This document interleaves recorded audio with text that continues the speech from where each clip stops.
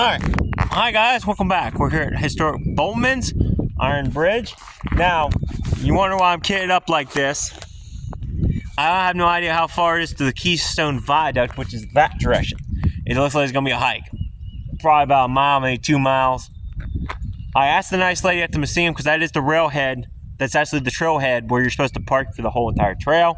Is at the Meyersdal Area Historical Society. They call it aerial. I'm going to call it a historical society. Sorry. That's why you're called Meyersdal Historical Society. Anyways, this is legitimately the only place you can park. I hate doing this, but this is legitimately the only place I can park my truck. Because I sure as heck ain't gonna hike the whole damn trail. I don't want to. I want to see the bridges. You know, like that one, which we're gonna look at. We're gonna scramble up the side here like we did at the turnpike tunnel. Get up there. It's gonna be steep. We actually might trespass a little bit instead of trying to kill ourselves. So now we're trespassing for sure. I hate leaving my truck like that, but there's nowhere else to put the truck. So, well, I should be able to access the bridge from the side of this thing somewhere.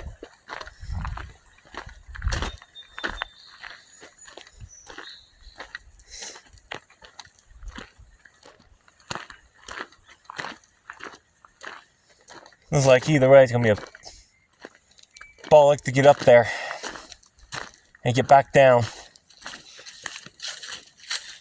Try this here. Hang on a minute. Okay, we're back up. That was a hike. Don't know how we're getting down. Might be easier going down. Now we're heading the wrong way. So, for people who are new to the channel, this is the Great Allegheny Passage. It is a old Western Maryland railroad line. It's basically like the Cumberland Valley Railroad Trail down home, down to Harrisburg. Basically what this is. The only thing is between Cumberland Valley Railroad Trail and this one that I know of, there are cool stuff along the trail. I'm out of breath because I just hiked up the side of a ridge. Don't know how the hell we're getting back down to my truck. Now we're going to go across this bridge for you. It is very neat. They say this is a very unique bridge for railroad. Yeah, I might be able to get down that way. I'll find a way. Right now we're hiking, mother homers. So we're going to show you the bridge. You can see there's my truck. That's the only place to park out here, unfortunately. If locals get a hold of this video, I have an idea for y'all. I know budgets are cheap. Whoever owns a lot, put a little sign out and say like $5 parking. Nothing more than $5. Bet you might get some money. Yeah, so here's the placard. Cool, so we'll hike this, then we'll hike back the way we want to head, which might be a hike. And now we might even have you on the tour, somewhat. This is kind of why I'm into hiking now, because of this here history. The Bollman Bridge. Dude, that was a railroad bed? Or would they move it? No, they left the bridge for installation on the Great Allegheny Passage. Oh, so this is where it originally lived. Getcha. A rear iron railroad bridge. William Bollman was a pioneer and bridge builder in America.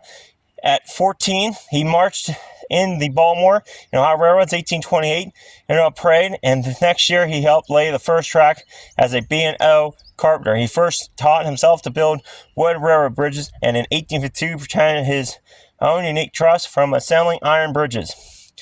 He formed his own company in 1858 and continued to design bridges for the B&Q and other railroads. His iron bridges were eventually replaced as railroads began to use larger, heavier trains, and as steel replaced iron in bridge construction.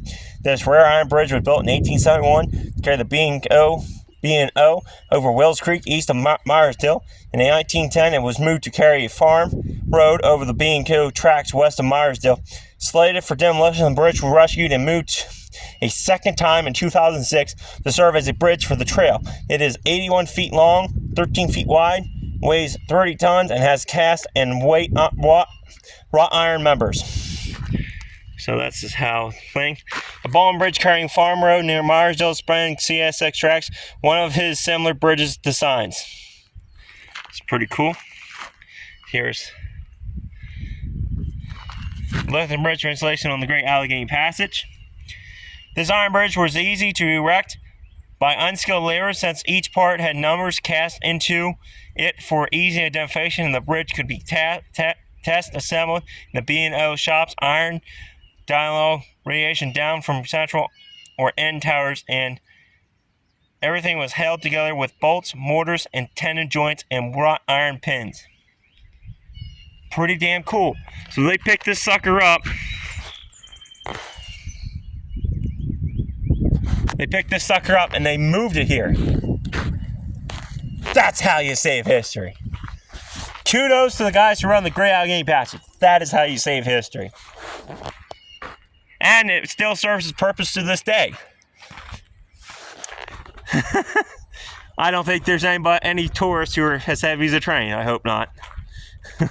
You might have issues if you are. It's a joke. It's a joke. Just, I like to have fun, okay? God, can we all be just 1 minute, not be serious? A little bit. So here's the bridge.